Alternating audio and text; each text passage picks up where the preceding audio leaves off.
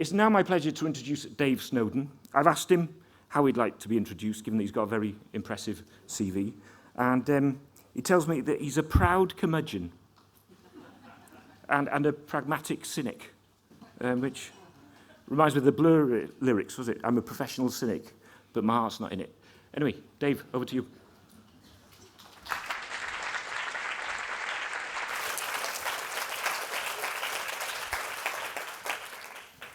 Thanks.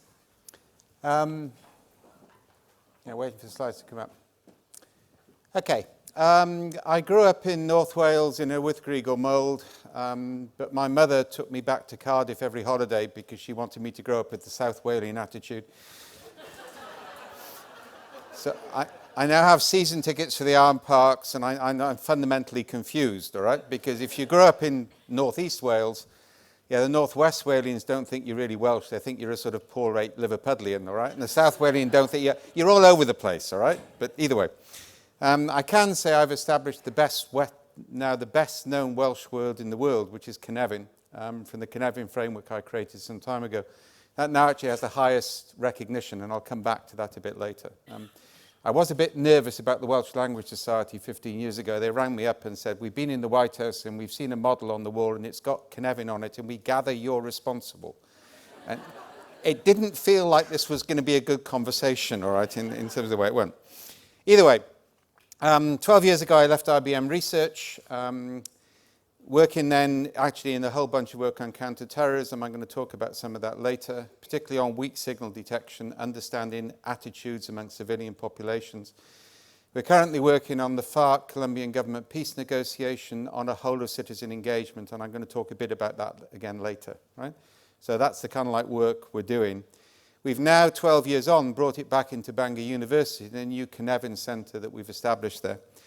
And really, some of you will have recognised the scene there. I grew up amongst those hills, all right?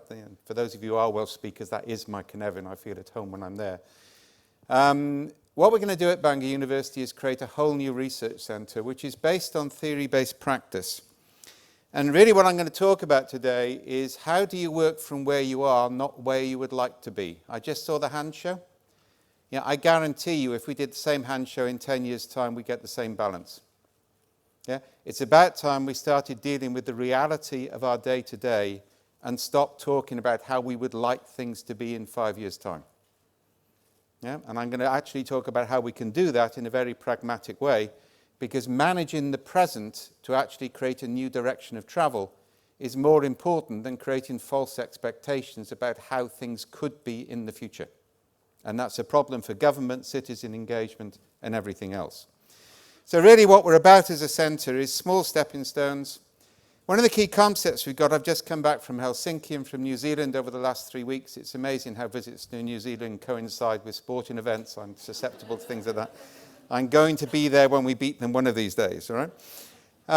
One of the things I'm convinced of is small countries have got the capability to create new models of governance. Yeah, and therefore what we're about is actually using small countries to actually be part of that. And I'm going to talk about some of those programs. We're also looking at theory-informed practice. Now, this is a new concept for many people because the case-based approach dominates reasoning. We're all familiar with the case-based approach.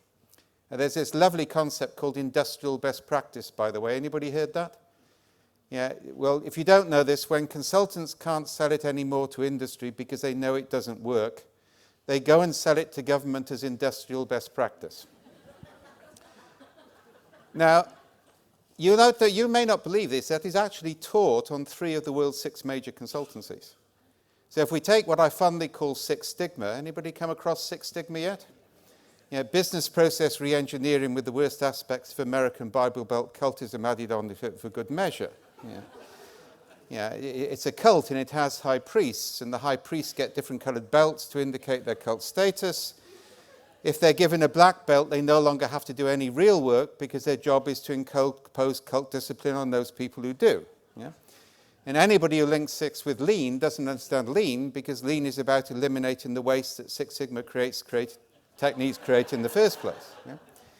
The reality is people like 3M have abandoned it in all bar core manufacturing because it destroys their capacity to innovate or have a relationship with the customer.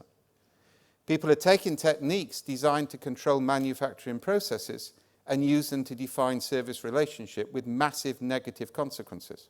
Yeah? And it's because they're taking cases without understanding the theory. They're seeing something work in one context and they think it will work in another. And you see this all the time. This splurge of fads which come out of American manufacturing industry. Every 2 or 3 years there's a new one. Yeah? And they're all based on case-based research on the same American companies. Well, that should make you suspicious. Yeah, it's the same companies they always quote as cases, and they produce contradictory theories. And what you've got in science terms is a confusion of correlation with causation. Yeah? The fact that 20 successful American manufacturing companies have chief executive officers with regular bowel movements, it doesn't follow that your recruitment strategy should be based on covert observation of the toilet habits of applications to your organization. There may be some linkage because of lack of stress, but it's not a causal linkage. Deriving practice from limited academic observation of a limited number of companies will not produce scalable practice in the public sector. Not only that, industry survives by constant failure. We cannot afford to fail in the public sector. Yeah? So what we're looking at is, what does natural science say about people and systems? What constraints does that apply? And how does it allow us to create sustainable practice consistent with theory, rather than trying to derive theory from partial observation of practice? And that's what the centre has been set up for. With that, we're looking at real-time citizen engagement. I'll talk about some of this later. But some of the stuff we've already done on 4 continents, for example, is to use children as ethnographers into their own community to gather the day-to-day concerns of those communities and make those visible to actual decision makers. Yeah, if anybody's interested, we want to do a post-Brexit version of that in Wales, and we're going to actually hold a mini-conference about that in Cardiff or Swansea in about 2 weeks' time. Because if we need to understand the real concerns of our citizens, it's now. And it's not what they're saying in response to questionnaires or interviews, it's underlying what anthropologists call ideation patterns, underlying unarticulated fears and beliefs. Yeah, and that's what we've worked for years on how to service, and that's where we want to go. So that's a key issue, citizen engagement, by understanding not only their day-to-day narratives, but giving them the power to tell us what those narratives mean, rather than handing over that power to academics or computer algorithms. So transferring the power of interpretation to citizens, to patients, to employees is a key part of what we call distributed ethnography, and I'm going to go to that in a minute or two. We also need evidence which actually persuades politicians to change. Now, I'm going to come back to that later, but too much evidence-based policy, well, actually, it's not evidence-based policy. It's mostly policy-determined evidence. Yeah, I can look at a recent well-being study, and I need to be careful here to preserve confidentiality. The restrictions the government placed on the literature search ensured that they only found positive evidence to support what they'd already decided to do. Right? And from many of our point of view, we're doing a big program for the moment on spirituality and meditation, which is about to start. You can't compress a 10-year process into a 1-week training course. Yeah, that's called the industrialization of artisan practices. And fundamentally, we need to start to realize that evidence needs not only to be valid, but it needs to be such that when people see it, they know what to do without secondary explanation or secondary argument. So that's what I call hard baking advocacy into evidence.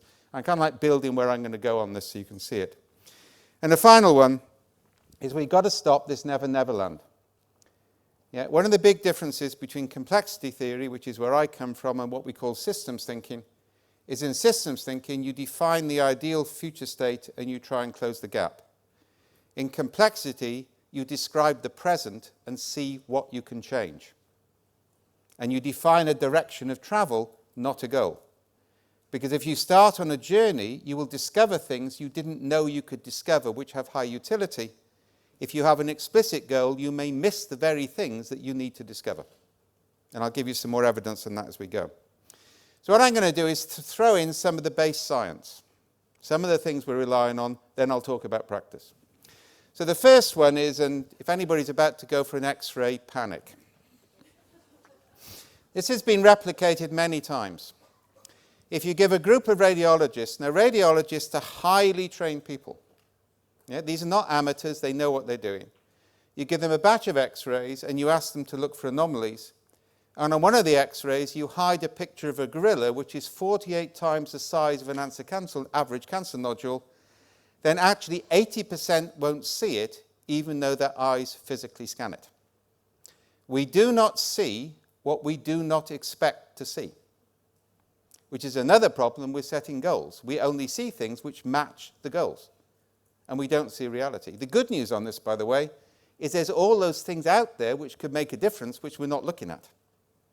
So the issue is, and this is weak signal detection, how do we see the things which we're not seeing because they don't fit the pattern of expectation? And one of the reasons for this is the most you scan of what's in front of you is about 5%. That's on a good day.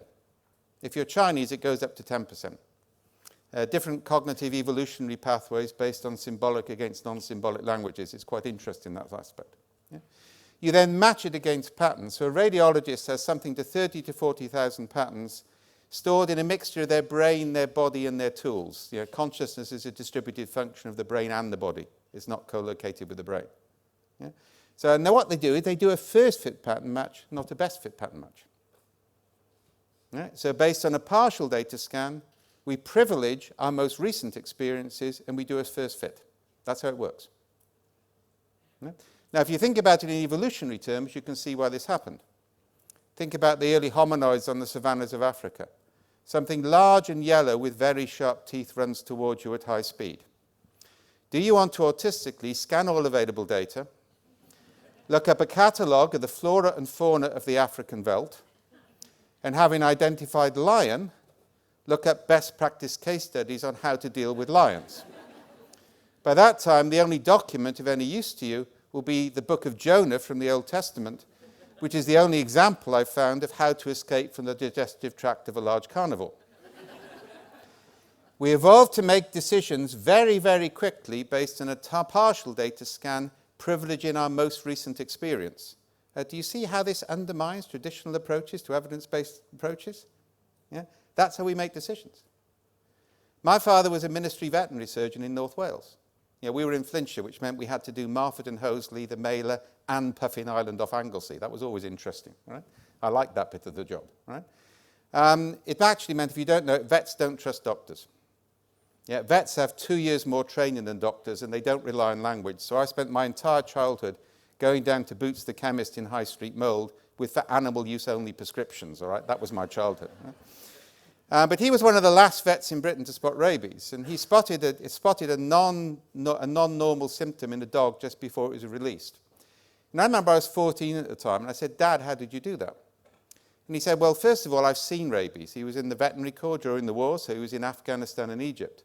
But he said, secondly, I wouldn't have spotted it unless I'd told you that story about the rabid jackal the night before, so it was on my mind. Right? Now, that's called cognitive activation. Yeah?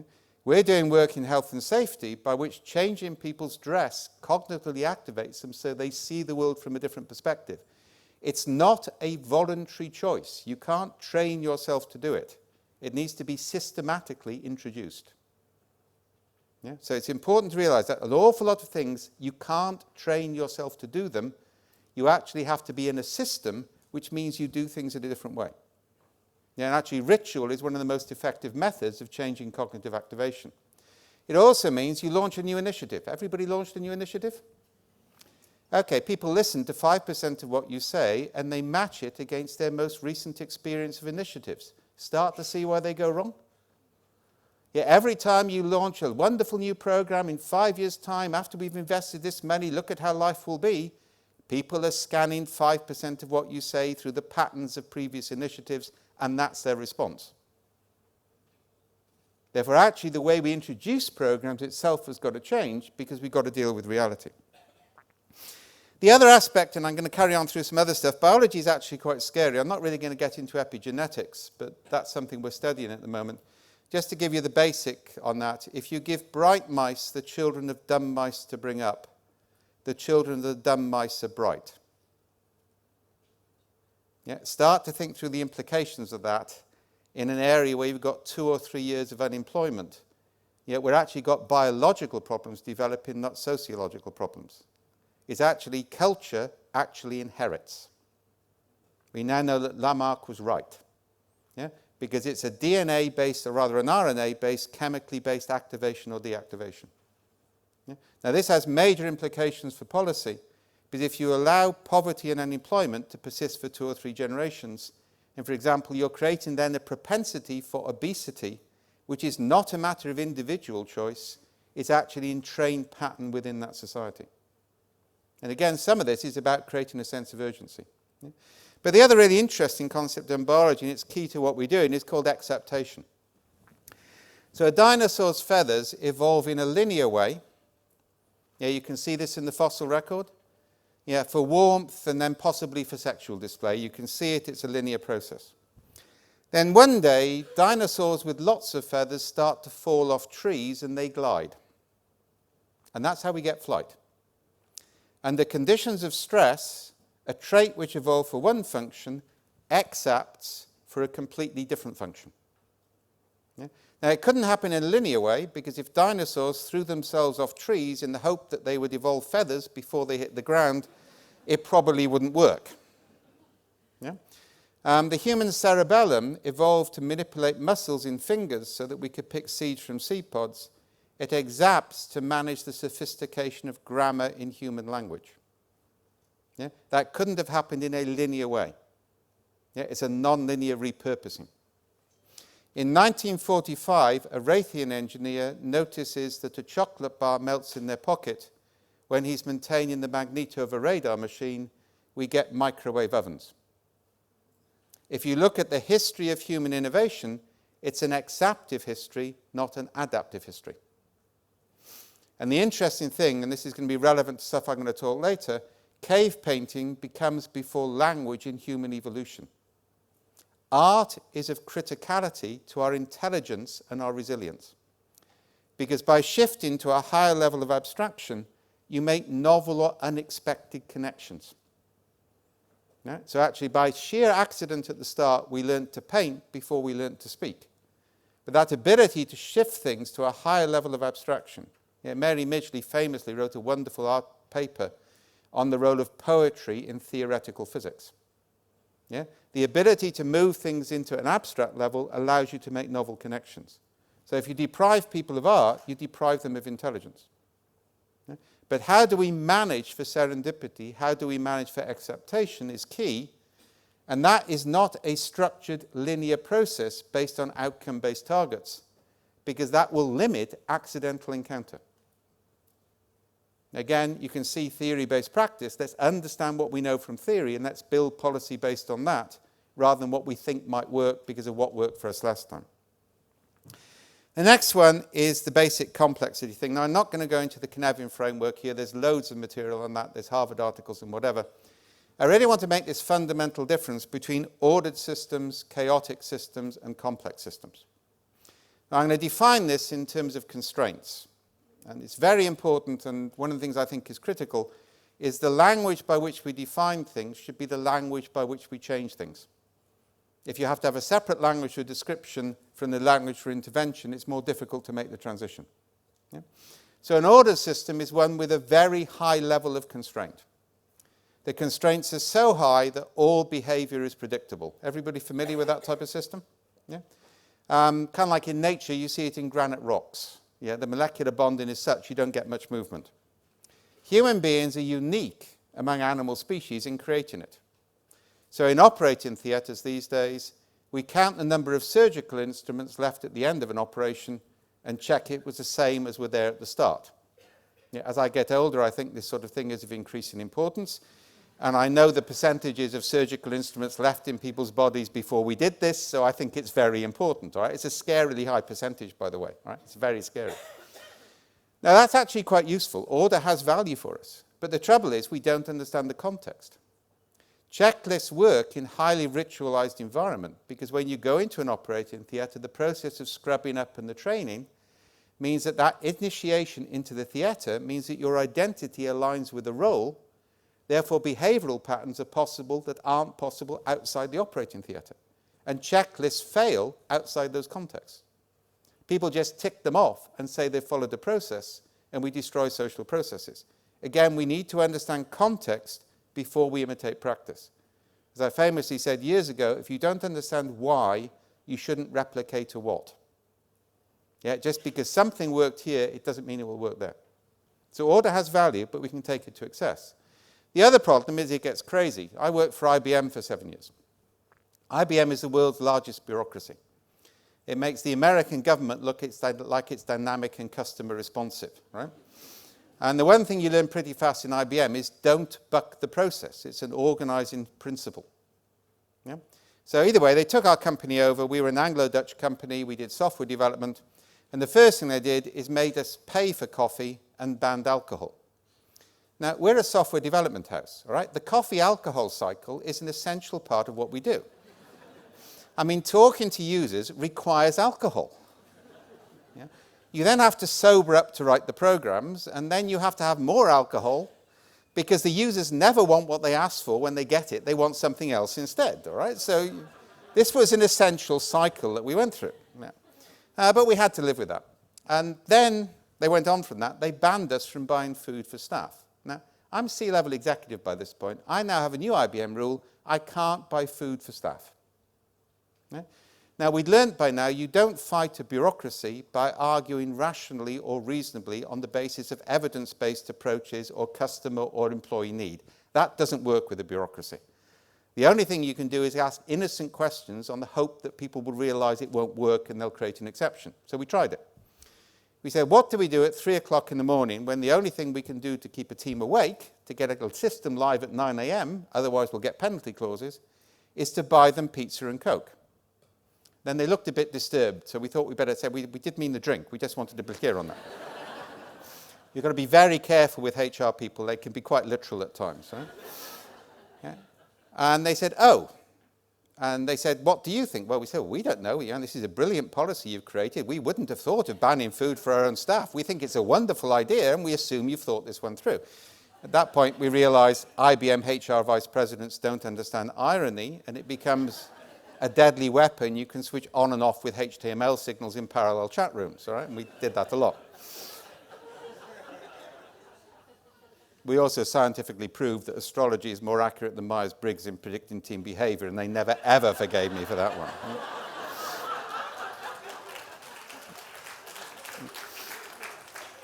So either way, so we do that, and they say, okay, vice presidential approval 48 hours in advance.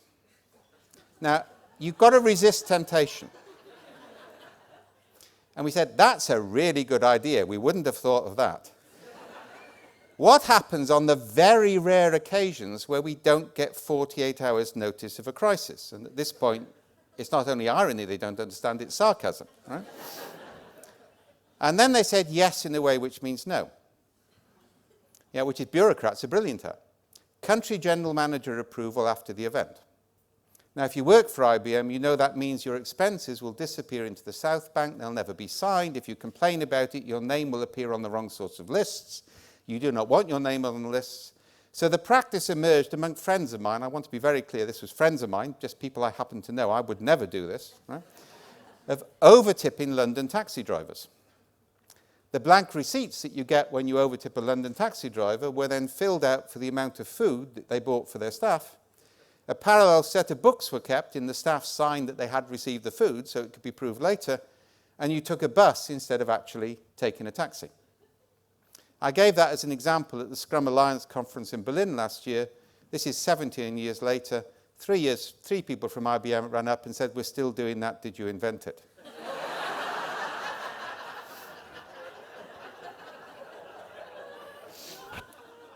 It will take you about 15 minutes of reflection to find similar examples in every department you work for. If you over-constrain a system which isn't naturally constrainable, people have to find ways to work around the system. Yeah? Both my parents died within 10 days of each other in Bangor over 12 years ago, both of cancer. Yeah? The things the nurses did to make their lives comfortable involved them breaking every rule in the book. And we're forcing people to actually break rules in order to provide care, and that's wrong. Yeah? And it's an over-application of ordered approaches to control and not a recognition not all systems are ordered. Yeah? A chaotic system is one where there are no connections or no connectivity. Now, if that happens accidentally, it's a crisis. Deliberately, it can be quite powerful. So to give an example, this is stuff we're now building with human sensor networks. In fact, if anybody's interested, this is now available for Welsh Government. Last year, I had to speak at an American intelligence conference down in Tampa, Florida.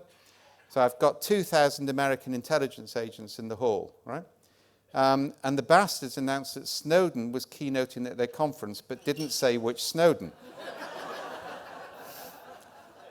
I hasten to add I was invited before my namesake became famous, and he is in no way related except way back, right? And basically, so we got 100% attendance, shall we say, right? So after they overcame that disappointment, and I was slightly nervous because they don't like him very much, and I've also just received the handbook from the University of Texas on how not to provoke my students because next year they've got open carry on campus. Yeah, just think about that, open carry on campus, and they're issuing booklets on how not to provoke your students. Yeah, I think I'm probably not going, to be honest, because I've never not provoked students in my life. I regard it as madness. Either way, so we presented a situation on Syria to 2,000 American agents. We got them to interpret it in what's called high abstraction metadata. I'll describe that later. It's ungameable. And within 1 minute, we presented back a distribution map of all of the different opinions and the minority opinions. Remember the gorilla? You don't try and train people to observe things better because you can't do that unless you make them fully autistic, which of course then they won't operate. You actually recognize the reality, you get multiple agents and you use visualization to show these are the dominant views, these are the minority views. Now I'll show you one of those later. So chaos has a lot of value. A complex adaptive system is one where it has enabling constraints, not governing constraints. Yeah? That actually means the difference is rather like an exo against an endoskeleton. So an ordered system, it's rather like the external skeleton of an insect. It has a rigid carapace, and therefore you know that's not going to change. Within it, things may change, but that's an external structure. An endoskeleton is like our spine. Yeah, it gives coherence, but it doesn't contain completely, so you get huge amounts of variation around it. Yeah? This is actually of huge importance for governance. How do you create enabling constraints that effectively allow locally valid solutions to emerge within the governance framework? And people confuse this. They think all constraints have to be governing constraints. Actually, they can be enabling. Yeah? An illustration on that, a difference between rules and heuristics. All right? So famous example of heuristics, Napoleon famously told his commanders to march to the sound of the guns. That was a revolution in warfare. Because now actually people know what to do when the battlefield plan breaks down. Not only that, they know what their colleagues will do, so there's a degree of distributed intelligence within the network. The American Marines have a variation on that. If the battlefield plan breaks down, capture the high ground, stay in touch, keep moving. Yeah? And you notice these aren't abstract, new age, fluffy bunny platitudes. Yeah? They're actually hard, measurable heuristics. Did you capture the high ground? Did you stay in touch? Did you keep moving? Yeah, personal experience of this many years ago when my daughter was small and could be carried in my hands. She's now 27 and starting to write critical essays on my own work. This is always an interesting experience, right? And there's a period between I'm trying to forget about, right? I carried her up. You've just got to be there, right? That's the thing you learn as a father. I carried her up to the top of Conwy Castle. Yeah, and she's in the blue raincoat. I've got the reins on her. Reins are really important at that sort of age, all right? You have to hold them back. And she drops her toy fluffy rabbit over the side of the castle, and it drops down 30 meters and lands on a ledge, right? Now, this is the rabbit without which we cannot go to sleep at night. You know those rabbits? Yeah? This justifies any amount of rule breaking by a father who is in no way culpable for what happened, but will be entirely blamed for it and will have to pick up all of the consequences, right? So I was then, and now I've lost weight again, I'm back to climbing, right? So from my point of view, the castle wall is nothing. It's vertical, it's got handholds. Yeah, so I tied her with the reins to the flagpole. Yeah.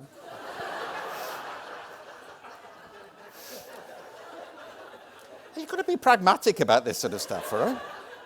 And I went over the castle wall, climbed down, picked up the rabbit, came back up, handed over the rabbit, all right, thought about whether I'd untie her or not for a few minutes, then decided the look of gratitude justified it, all right. Carried it down to be met by a police sergeant and spent a rather uncomfortable hour and a half in Conwy police station, all right. But it was worth it for the day Daddy saved Lisa story, all right, which I'm still quite proud of, right. Now the point is, I knew I was breaking the rules, so I was never safer. Yet rule breaking wasn't habitual. And what we're doing in government and health is we're making rule breaking habitual, and we're forcing people to do things they don't want to do, so actually they become casual, and that's where we get accidents. Because rule breaking is exceptional, I'm paying attention, and I fall back to the basic heuristics of climbing that I was taught on the Idwell slabs at the age of 11, 3 points of contact, 3 points of contact.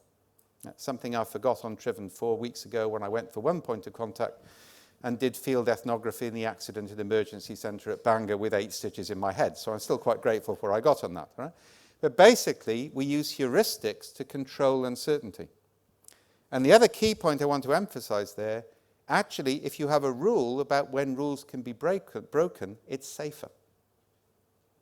Yeah? So where I switch from governing heuristics to enabling heuristics, I can ritualize that transfer. The reality is it always happens in an emergency anyway. Yeah, so why don't we realize we get micro-emergencies on a day-to-day basis? You know, with one of the world's biggest fashion trains, one of my favorite clients, because you stay in hotels that don't have stars, only inferior hotels need stars. Right? I like that client. We're actually extracting heuristics which identify the buyer's behavior, because in FMCG environment, you can't actually have rules. You've got to have heuristics because things change too quickly. Yeah? So it's not that we don't govern, but we govern in a method appropriate to the system. This is kind of like the key message on complexity. Dependent on which system you're in, you can operate in a different way. So, for example, one of the things we're starting to work on is patient journey and nurse's journey. So by empowering patients to keep continuous narrative records of their cycle through hospital, we can actually have an empirical measure of the impact of the hospital on their perception of health, not one of those nonsensical smiley face things at the end, and not something involving professionals interviewing them where they know what answer they're meant to give. Yeah, that's kind of like key on this stuff. We can see those patterns, right?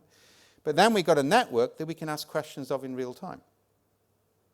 And we can also detect in real time small indications of attitudes to healthy. On a big project we did in New York on this, 50% of the patient stories were breaches of hospital hygiene by medical staff. Because the patients spotted it, because for them the notices were novel, whereas for the hospital staff they'd become habituated, so they weren't paying attention. And then we got a panopticon effect. When the medical staff realized that the patients were seeing it, their behavior modified in a way that training courses hadn't. Now I'm building on this because this is about distributed human sensor networks with real-time feedback. Yeah? So actually the ability to use a bunch of independent agents to ask a question of policy.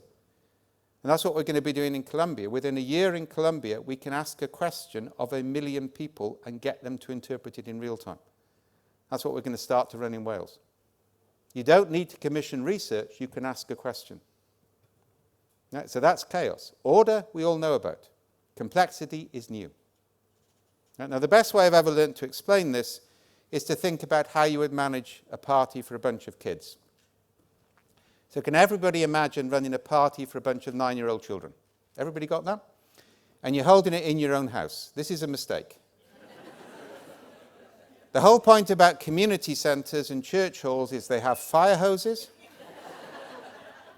Fire hoses are vital for cleaning up after a party, and are occasionally necessary for crowd control during the party itself.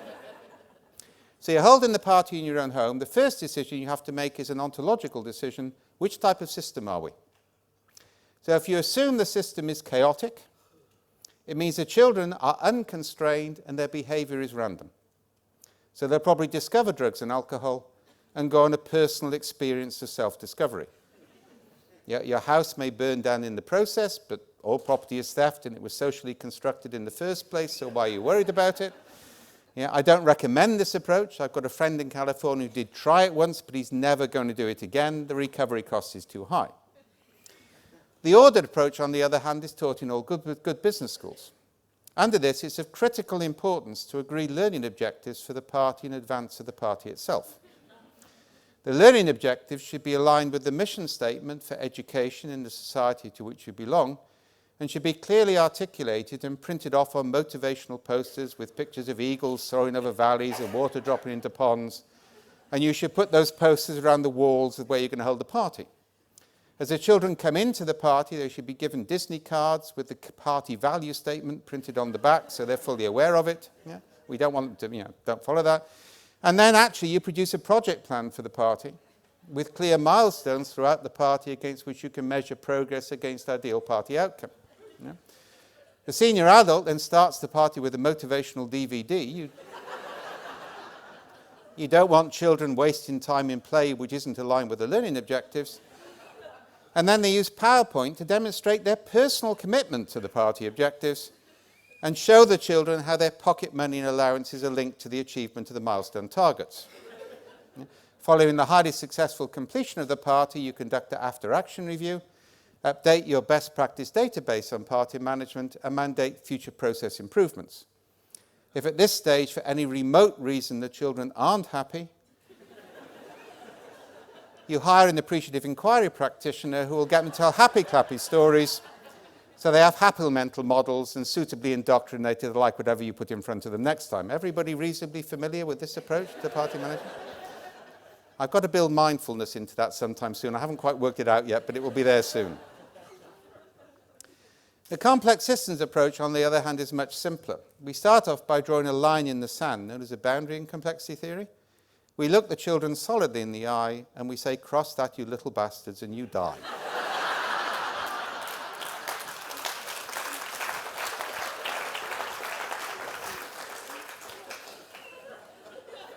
And one of the things you learn pretty fast as an adult is the value of flexible, negotiable boundaries. Because rigid boundaries have a habit of becoming brittle and breaking catastrophically. Yeah? We then introduce catalytic probes. I'm deliberately using technical language here because you need to think differently about this. All right? If we don't change language, we don't change the way that people think. Yeah? We introduce probes, safe-to-fail experiments. Yeah? A football, a video, a barbecue, a computer game. See if a pattern forms? If it does, it's called an attractor. If it's beneficial, other kids will get attracted to it. They'll start to play. At which point, if it's okay, we don't take resource away or we give it resource. If it's negative, well, that's where you need the fire hoses. Yeah? So what we're actually doing, this is probably the key phrase of complexity, we manage the emergence of beneficial coherence within attractors, within boundaries. And that allows locally valid solutions to merge. Something which works next to a teaching hospital in Cardiff ain't going to work somewhere in Cymhlethdod where it's 4 hours to get to hospital. Yeah, you need a similar governance structure, but you've got to have that ability to actually see patterns and respond to positive or negative patterns. Different things will work at different times in terms of the way it works. So that's kind of like complexity.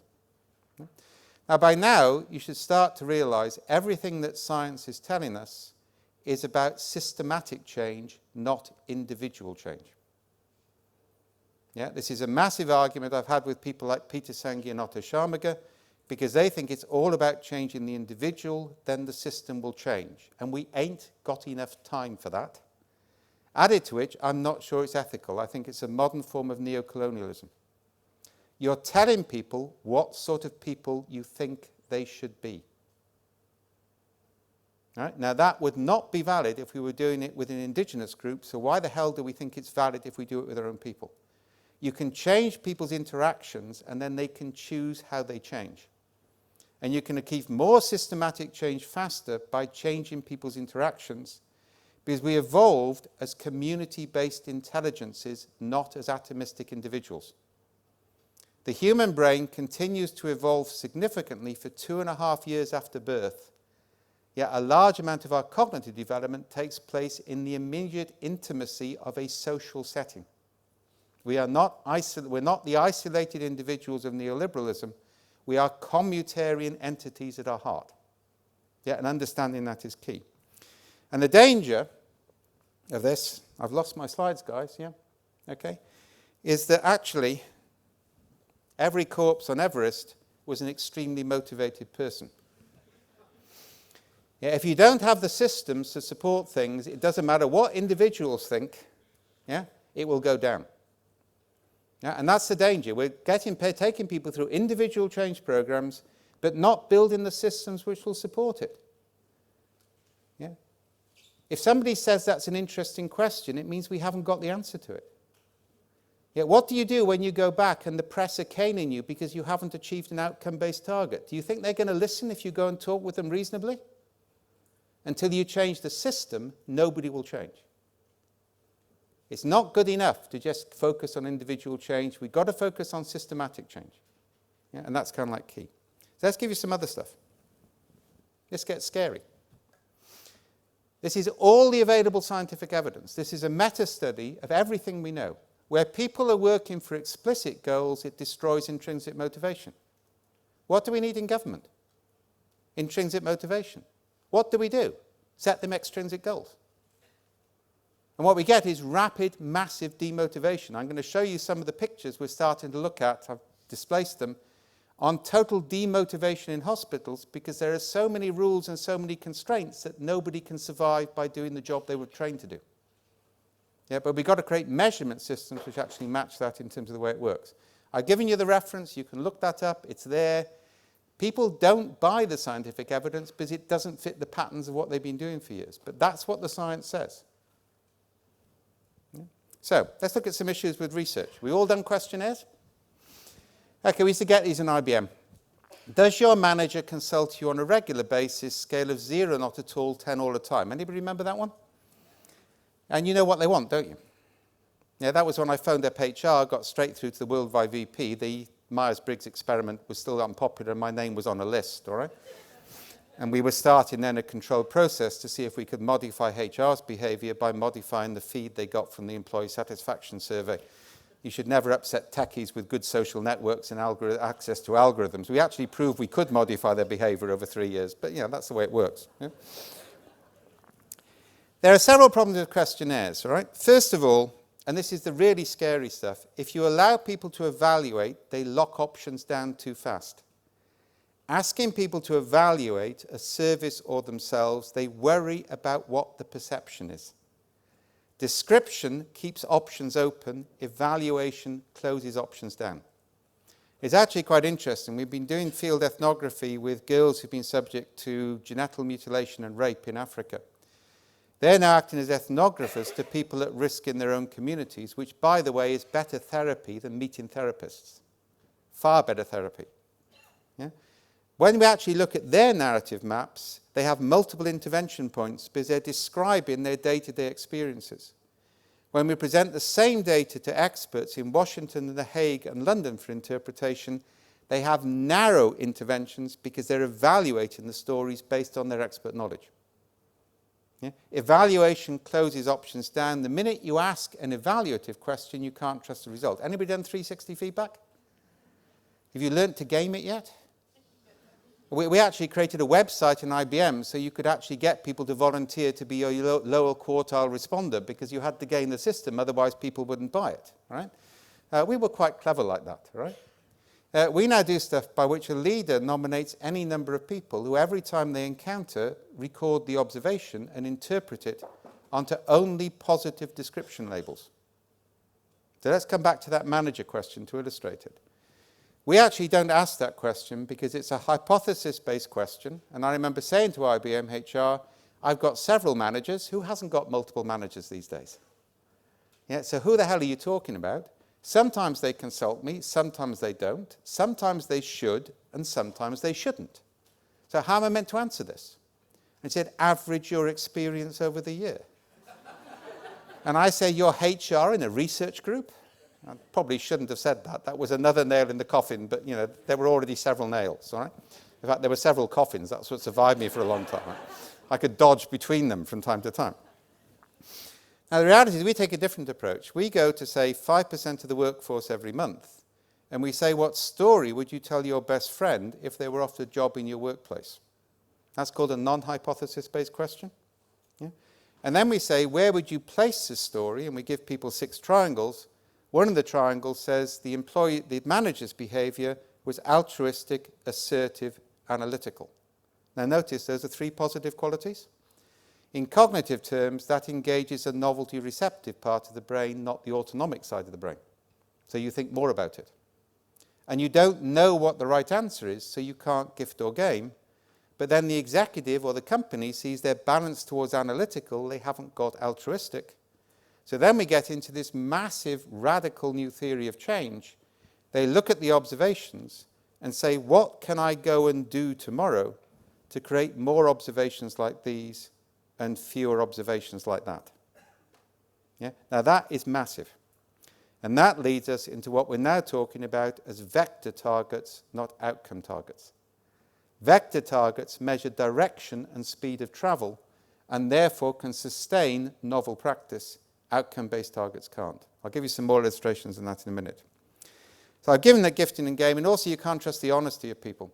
It amazes me, academics think that people answer questions honestly.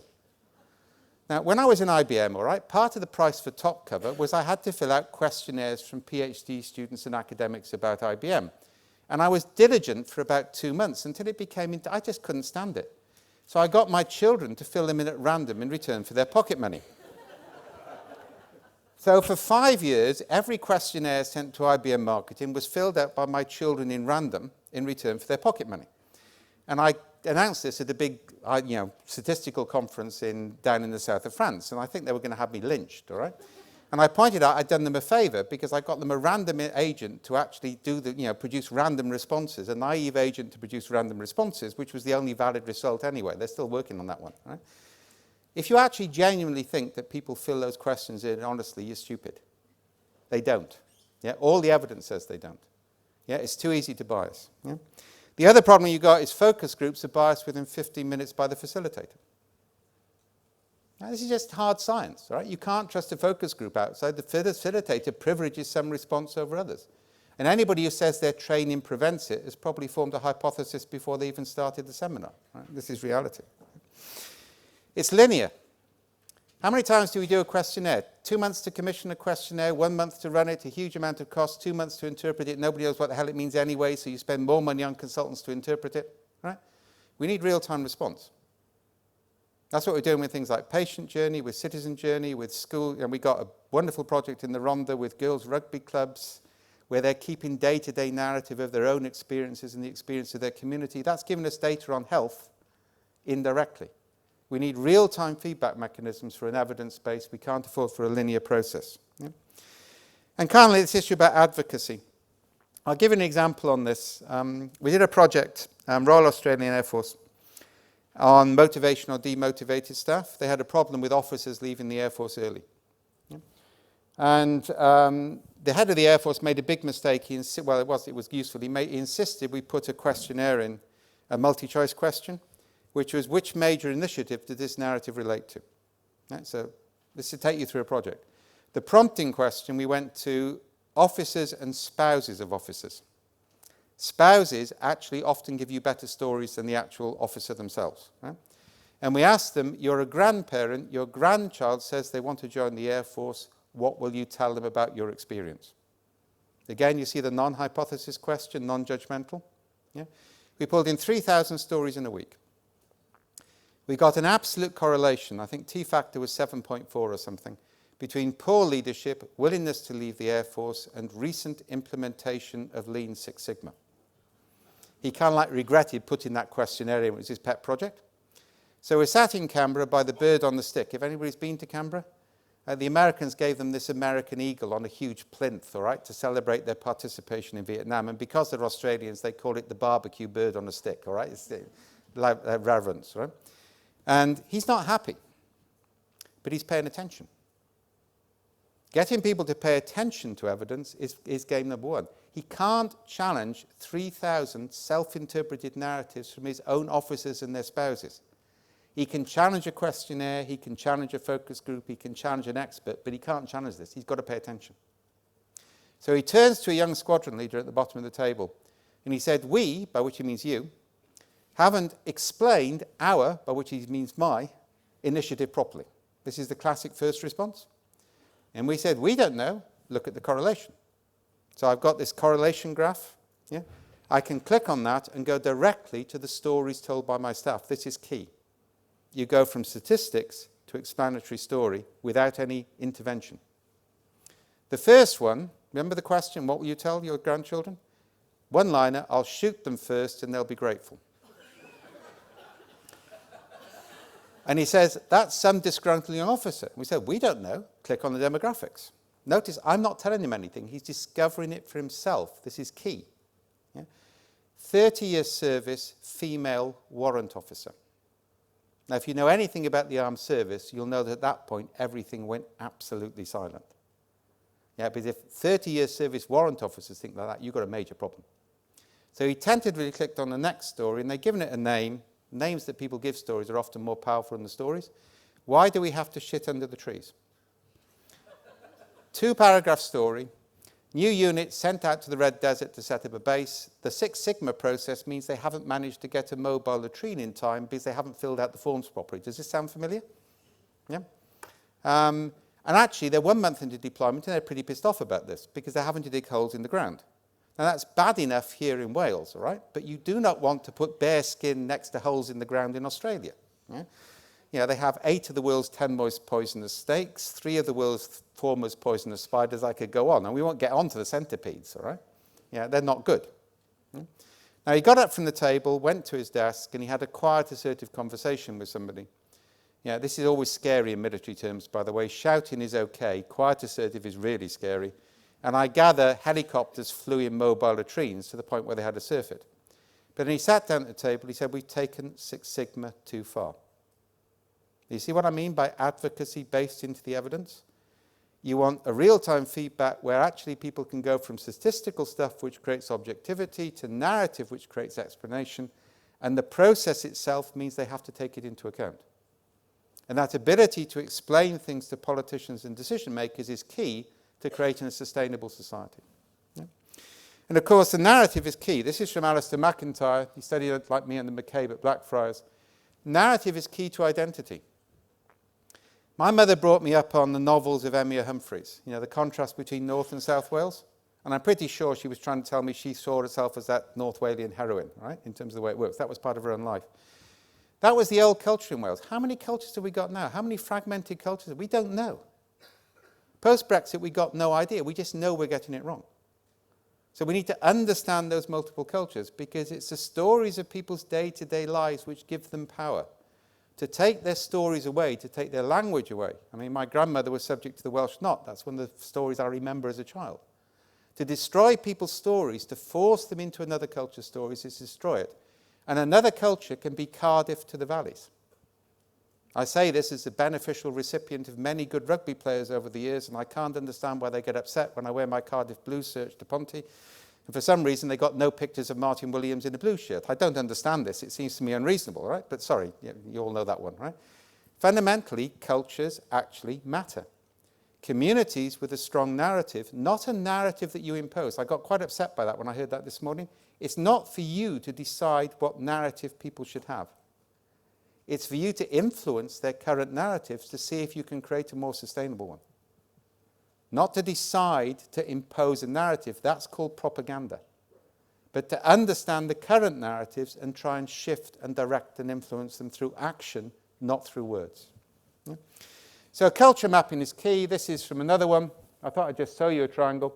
This is where we get people to identify all the decisions made recently which affected them personally, which actually illustrate what this organisation is like to work for. That's a really good, you can do that on a continuous basis over a week or a month. And decisions that people feel affect them tell you more about the organisation than anything else. And it also gives you a good decision mapping, by the way. You get a secondary benefit.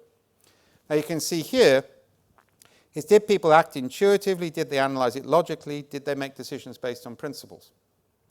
Now you can see this particular organisation, each of those dots represents a story told by an individual. Analytically, this organisation is strong. Ethically, they may be challenged. God help them in a crisis. We're not saying you should be this type of an organisation. We're saying you're currently mapped like this. How do you shift it? Yeah? Not you should be this. How do you change? In what direction do you want to travel? This is from actually Health Victoria. We're capturing in voice or for picture or text or any combination. Yeah? And what that actually allows us to do is to map different patterns. Sorry, I've gone too far. This is from a real project. I think this has been presented in Wales, actually. I think Shelley came across and presented it at one point. Right? I was down in Melbourne recently going through this. Basically, different communities have different focus. This is looking at public health. Yeah? Basically, in community A, right, if you look at the top there, you've got a very different taste matters on water supply, whereas it doesn't matter in community B. Now, how many times have you seen average initiatives across everybody? What we're now starting to do, because we've got real-time capture in the field, is allow people to intervene at a local basis to create a big picture rather than run average programs which punish everybody. So that ability to see small distinction is key. This is more scary. This is a fairly typical pattern. This is actually a mixture of health and manufacturing. I've sort of combined 2 or 3 real projects to protect the innocent. Right? Basically, this is where we're getting real workers to continuously observe micro-anomalies. Yeah, micro-anomalies are really important because they're early signals of major anomalies, but you get them. It's kind of like you've ever looked at something, you say there's something not right there. It's not big enough, I can't report it, but there's something not quite right there. Everybody been there? Okay, so that's what we're gathering. Yeah? Now, I won't go through the process, but that is a probability distribution. The left, in this case, if I take the manufacturing example, the left is actually civilian manufacture, the right is military manufacture. The vertical dimension is rule compliance, the horizontal dimension is job completion. Now, another principle of sense making is the visualization should tell you what to do. In civilian manufacturing, you either get the job done or you follow the rules. They're mutually incompatible states. Yeah? All of the questionnaires, all of the focus groups, all of the interviews say they're doing both. Oh, and by the way, don't buy interviewing either. After you've conducted 2 to 3 interviews, your brain forms a subconscious hypothesis and you only hear things that match that hypothesis thereafter. Yeah? Yeah, which is a big problem with consultants, by the way. Not medical consultants, but management consultants. Yeah? So basically, we've got a problem there. The right is military, so we think it's quite good because we got that stuff top right. That turns out to be nuclear weapons testing. It kind of like creates a contextual focus on job completion and following the rules. Yeah? We've got get the job done, ignore the rules, and we've got this really depressing one, bottom right, I've given up, I'm surviving. That's the pattern we're finding in hospitals. In a real emergency, everything works. Some people are still getting the job done, but they're having to break the rules. Other people are just making sure they hit the targets because that's the only thing which counts. Yeah? And that's based on indirect mass observation, not structured interviews, questionnaires, workshops where people know that the actual result will be known. And they say that's depressing. But what we can then do, in the manufacturing case, each factory has got their own landscape. In the hospital cases, each ward, each nurse has got their own landscape. This is called fractal engagement. You don't run a massive program across the whole organization. Everybody can see where they're situated. Everybody can influence their own vectors. And again, that's a real-time feedback loop. So, kind of like summarize this. Theory-informed practice. We start with the theory. We don't start with the practice. Yeah? Because actually, natural science gives us a body of theory we can rely on. Academic observation of 3 or 4 case studies doesn't. Yeah? End of argument on that.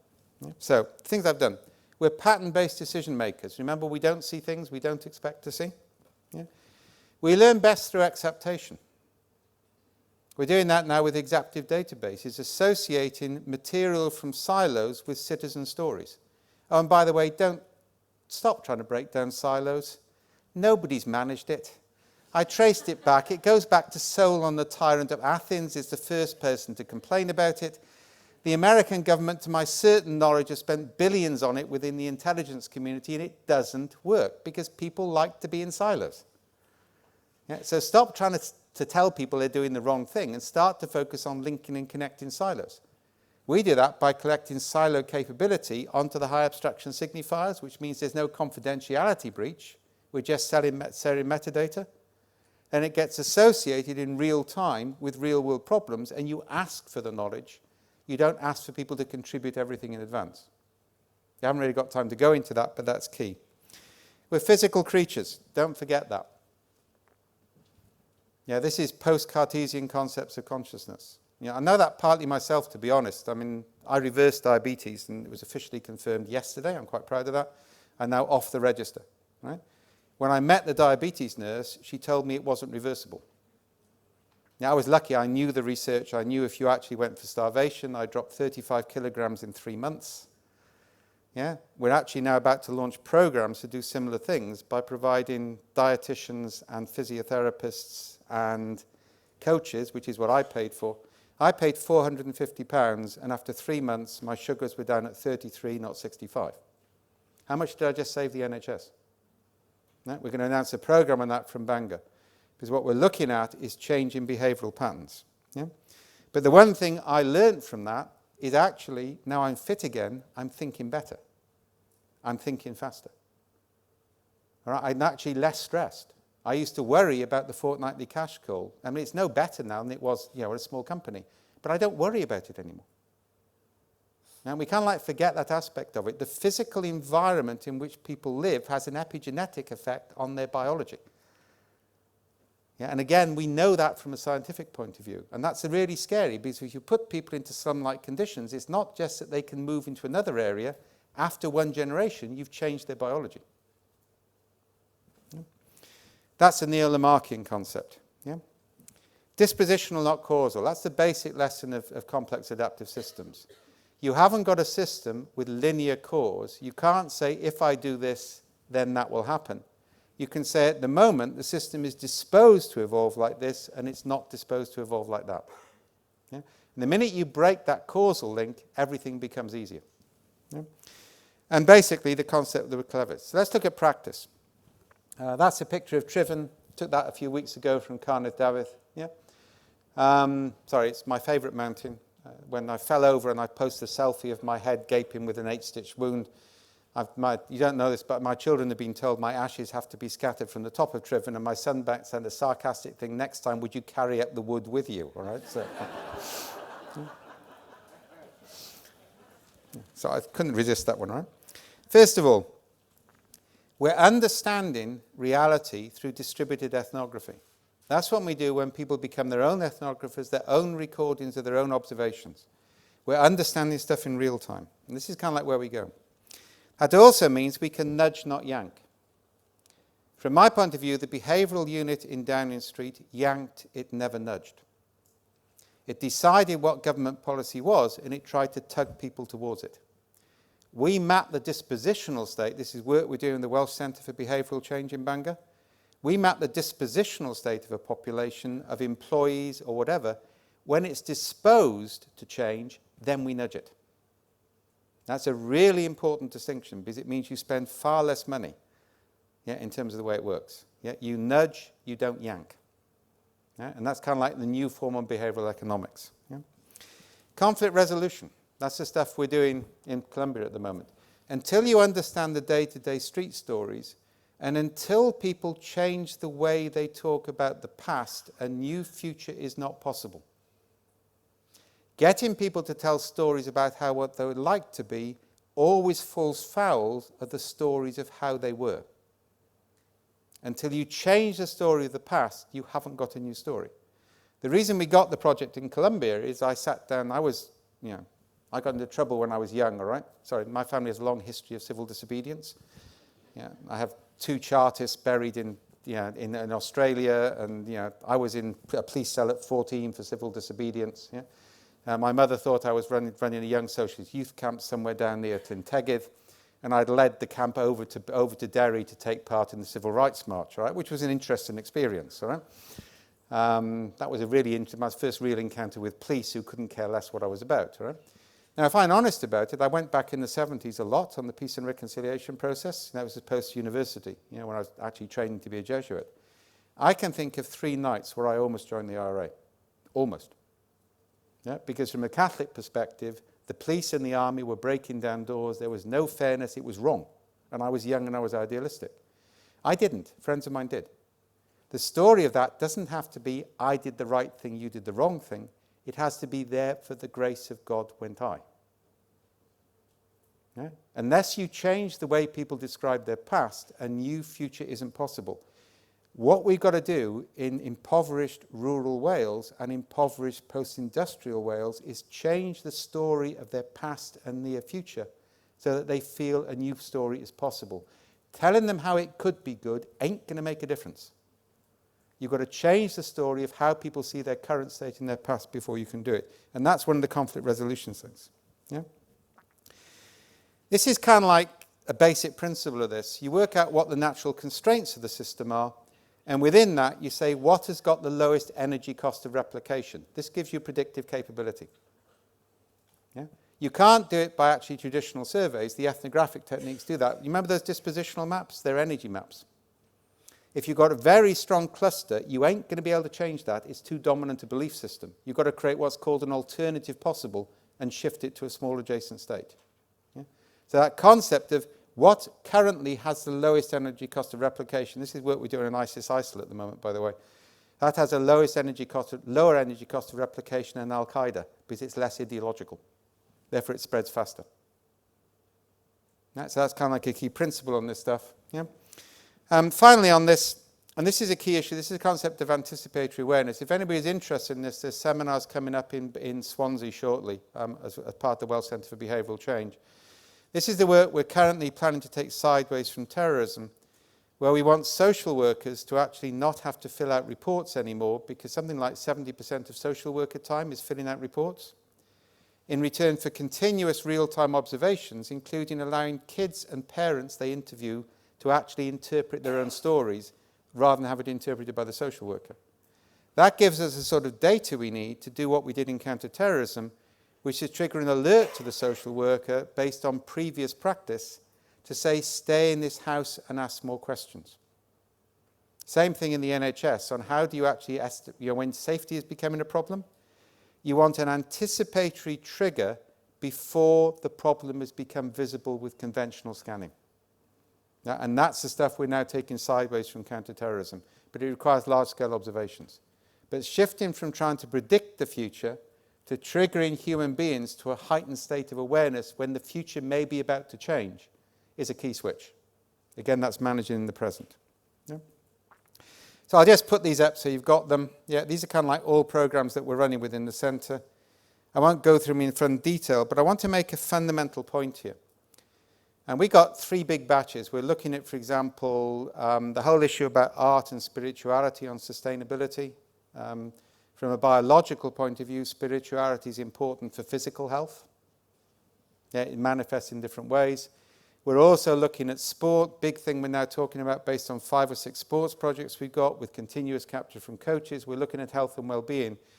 We've got to remember from a citizen perspective, they live their lives as an engaged experience with their communities. They don't live their lives in the neat compartments of our research needs. Yeah, so kind of like that's where we're going on this stuff. Yeah? And that's kind of like an illustration of some of the programs. And kind of like I wanted to finish off with kind of like a warning.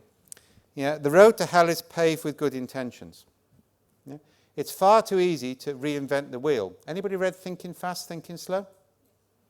Now, if he walked across the corridor to his cognitive neuroscience colleagues, he'd discovered we already knew about that 5 years before he started his research. It's called autonomic novelty receptive processing, and that's a better explanation. Yeah? Because we haven't got transdisciplinary capability, we're reinventing the wheel constantly, and we're not actually reinventing the wheel, we're creating rather abstract, like squares and whatever. Yeah? So that transdisciplinary capability is key. One of the things we're creating at the University of Bangor is a new MSc in which you'll do introductory courses to the science and humanities part-time for 3 years, and then you'll apply that to a real-world business case. Yeah, because we want people who can actually be generalists, not specialists. And the conditions have changed, you need them. Yeah? It's too susceptible to pseudoscience.